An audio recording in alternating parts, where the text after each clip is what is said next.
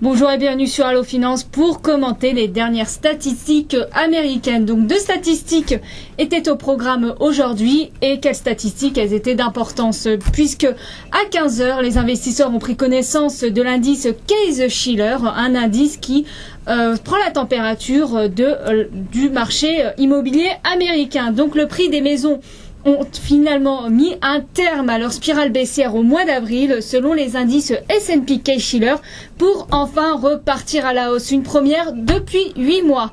Sur les 10 premiers plus grandes agglomérations américaines, l'indice a progressé de 0,8% après une baisse de 0,8% au mois de mars. Sur les 20 premières métropoles du pays, l'indice s'est apprécié de 0,7% toujours au mois d'avril, contre un repli de 0,9% le mois précédent, donc au mois de mars. Un signal fort qui préfigure la reprise du marché immobilier américain, un des talons d'Achille de l'économie outre-Atlantique. Par ailleurs, les rendements des obligations américaines se tendent légèrement. Ainsi, le taux du T-Note à 10 ans gagne 2 points de base à 2,95%.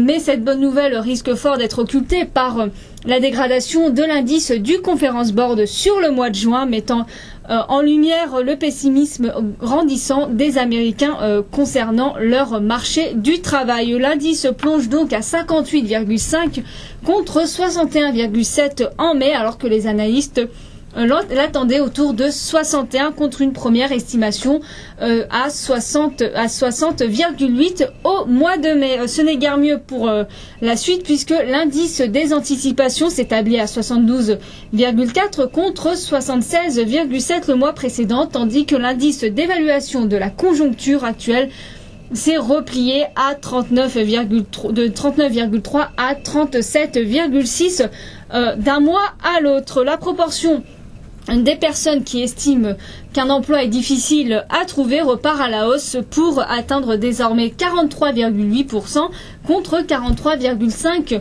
le mois dernier. A contrario, ceux qui estiment que trouver un emploi est relativement simple ne sont plus que 5,2% contre 5,7% au mois de mai. Après cette annonce, le dollar recule de 0,5% face à l'euro et recule aussi face à toutes les devises internationales. La monnaie unique européenne profite donc de la faiblesse du dollar pour coter actuellement à 1,4368. Après une heure de cotation, la bourse de New York reste bien orientée, avec un Dow Jones qui progresse de 0,73% à 12 131 points. Le Nasdaq gagne 0,71% à 2707 points, tandis que le S&P s'apprécie pour sa part de 0,69% à 1289 points. Voilà ce qu'on pouvait dire sur les dernières statistiques américaines. À très bientôt sur Allo Finance.